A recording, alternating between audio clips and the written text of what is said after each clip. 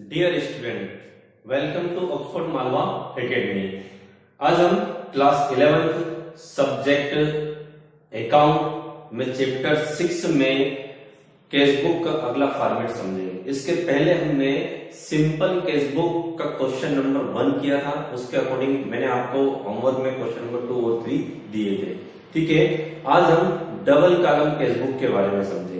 Double column cashbook, इसको double column इसलिए कहा जाता है क्योंकि इसमें अमाउंट के 2 कॉलम होते हैं। एक तो कैश के अमाउंट का कॉलम होता है और एक बैंक के अमाउंट का कॉलम होता है। डेबिट साइड में भी और क्रेडिट साइड में भी एक कैश के कॉलम का अमाउंट है और एक बैंक के अमाउंट का कॉलम है, इसलिए इसको डबल कॉलम कैशबुक कहा जाता है।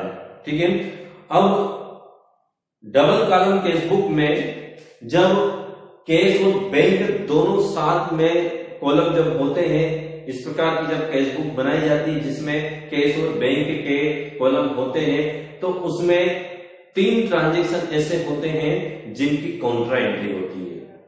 अब कॉन्ट्रा एंट्री क्या होती है? कॉन्ट्रा एंट्री वो एंट्री होती है जिसको डेबिट साइड में भी लिखा जाता है और क्रेडिट साइड में भी लिखा जाता है। सिर्फ 3 ट्रांजैक्शन ऐसे होते हैं, 3 ट्रांजैक्शन ऐसे होते हैं जिनकी कॉन्ट्रा एंट्री होती है। ठीक है, सबसे पहले मैं आपको बता दूं कि वो ट्रांजैक्शन कौन कौन से हैं जिनकी कॉन्ट्रा एंट्री होती है। यदि बैंक में कैश डिपॉजिट करवाया, बैंक में यदि कैश डिपॉजिट करवाया तो कॉन्ट्रा एंट्री होती है, क्योंकि इस ट्रांजैक्शन में क्या एंट्री होती है? बैंक में कैश डिपॉजिट करवाया तो इसके अंदर ट्रांजैक्शन एंट्री होती है। क्या एंट्री होती है? Bank account BR to cash account, bank account BR to cash account, है ना, ये एंट्री होती है ना। और यदि बैंक से कैश विड्रॉ किया है तो भी कॉन्ट्रा एंट्री होगी। यदि बैंक से कैश विड्रॉ किया है तो क्या एंट्री होगी? ये दूसरी contra entry, cash account BR to bank, cash account BR to bank, क्योंकि हमारे पास कैश आया, कहां से आया? बैंक से आया। यहां हमने कैश डिपॉजिट कर रहे हैं, कहां डिपॉजिट कर रहे हैं? बैंक में कर रहे हैं, है ना।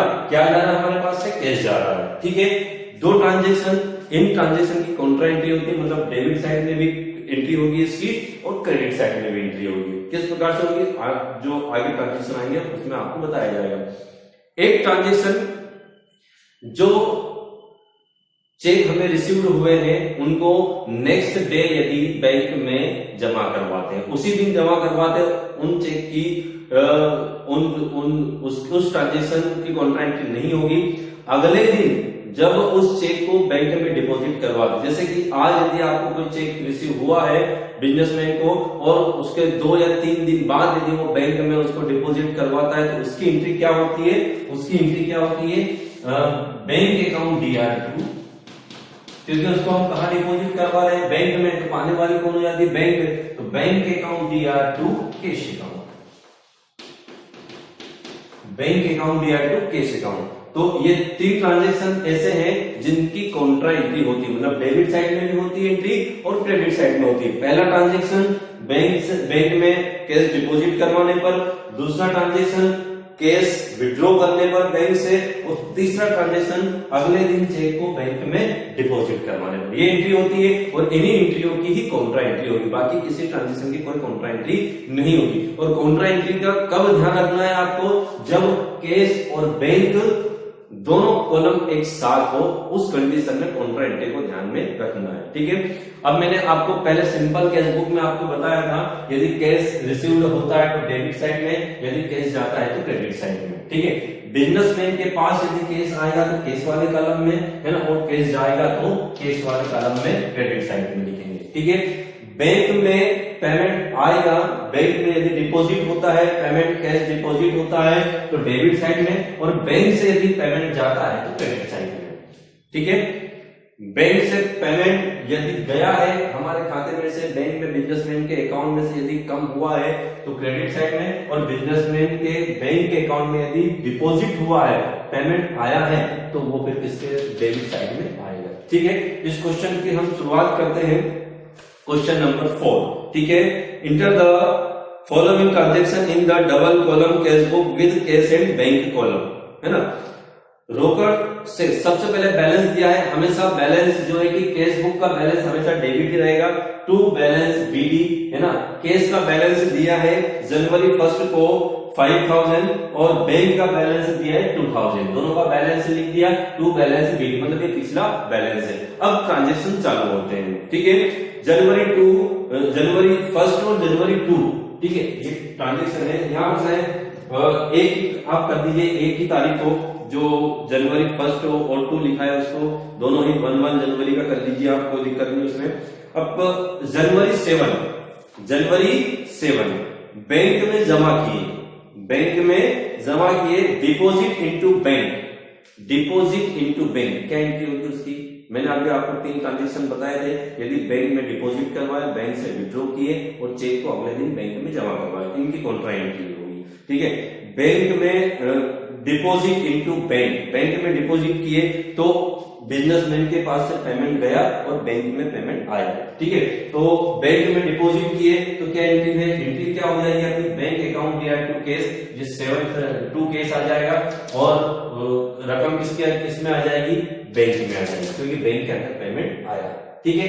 और इधर जो है कि जनवरी 7 को पेमेंट जो है कि बिजनेसमैन के पास से गया, ठीक है, तो क्या आ जाएगा, बैंक अकाउंट और रकम किसमें आ जाएगी, केस वाले कॉलम में आ जाएगी 3000, ठीक है। मतलब टू केस और बाय बैंक, ठीक है। बैंक में डिपॉजिट करवाया, पहले तो डिपॉजिट करवाया तो पेमेंट गया, तो बाय बैंक कहां गया, बैंक में गया, है ना, क्या गया, केस गया, ठीक है। उसके बाद जो है कि बैंक के अंदर पेमेंट आया तो टू कैश और रकम किस केस में आ जाएगी, बैंक वाले कॉलम में आ जाएगी, ठीक है। उसके बाद राकेश से चेक मिला, है ना, चेक रिसीव्ड फ्रॉम राकेश से चेक क्या हुआ, मिला। क्या इसको ये बोला गया, इस डेट में बोला गया है, 15 डेट में ये बोला गया है कि उस चेक को बैंक में डिपॉजिट करवाया, नहीं बोला गया, तो उसकी एंट्री क्या हो जाएगी, चेक आया हमारे पास, किसके पास से आया, राकेश से चेक आया, मतलब केस आया, तो ये जो है कि 1975 फिर तो केस वाले कॉलम में हम लिख देंगे, इसकी कोई कॉन्ट्रा एंट्री। और जो कॉन्ट्रा एंट्री होती है उसके सामने आप सी लिख देना लेजर फोलियो वाले कॉलम में, ठीक है। या हमने कॉन्ट्रा एंट्री करी, इसके सामने हमने सी लिख दिया। ये बैंक वाली कॉन्ट्रा एंट्री करी हमने 3000 की, तो इसके अंदर हमने क्या लिख दिया, सी लिख दिया, ठीक है, और लेजर फोलियो वाले कॉलम में, ठीक है। नेक्स्ट ट्रांजेक्शन क्या है, deposit about cheque in bank, जो चेक है ऊपर वाला जो चेक है, जो 15 जनवरी को हमको जो रिसीव हुआ था राकेश से, वो चेक हम बैंक में क्या करें, डिपॉजिट करवाते हैं। तो अगले दिन जब चेक को डिपॉजिट करवाते हैं बैंक में, तो क्या एंट्री होती है, चेक को हम कैश मान रहे हैं, चेक को हम कैश मानते हैं, ठीक है। इसलिए हम जब हम चेक प्राप्त हुआ तो क्या एंट्री करी थी हमने, राकेश से जब चेक मिला तो टू केस, राकेश अकाउंट दिया टू केस, इस प्रकार की एंट्री करते हैं। तो टू केस हमारे पास जो कि राकेश से चेक आया, टू राकेश और 1975। अब उस चेक को 25 तारीख को हम क्या करें, डिपॉजिट करवा रहे कहा, बैंक में, पाने वाली कौन जाती, बैंक अकाउंट दिया टू केस अकाउंट, ये कॉन्ट्रा एंट्री होगी इसकी।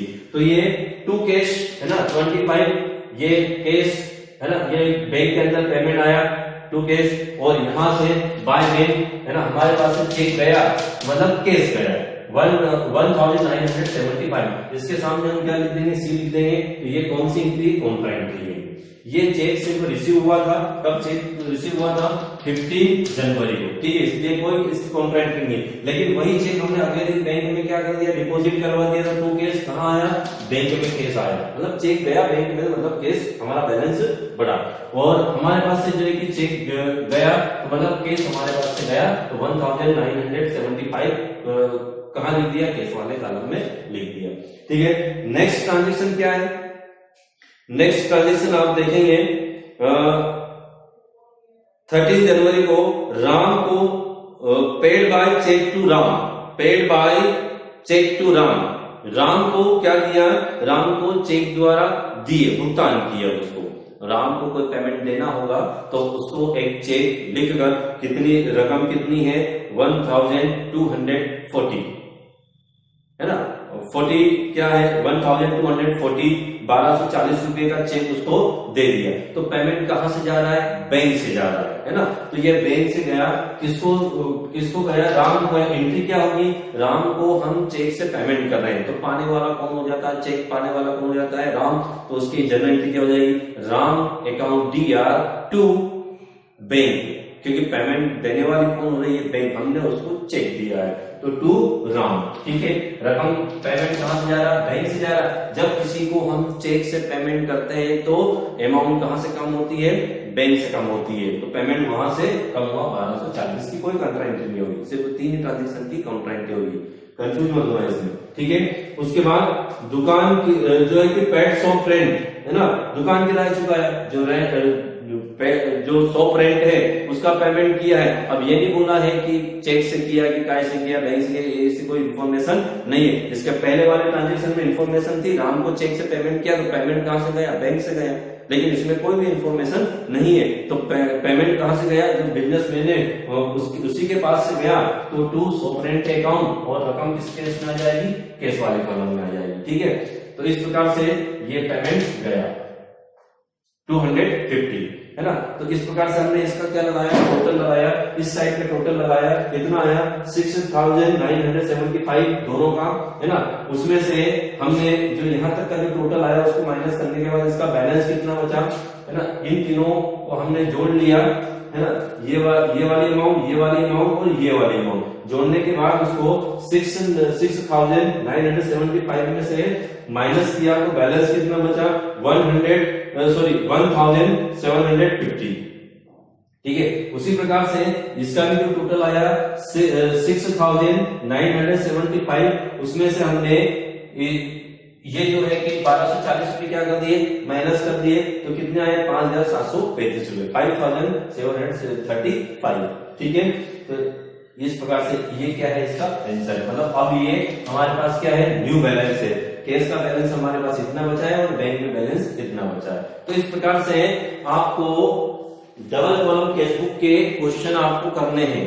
ठीक है, कौन कौन से क्वेश्चन आपको घर पर प्रैक्टिस के तौर पर करने हैं? Question number 5, question number 6, question number 7, question number 8, question number 9 है ना। सेम क्वेश्चन है, केस और बैंक के क्वेश्चन है ये, केस और बैंक वाले, डबल कॉलम केसबुक वाले है ना।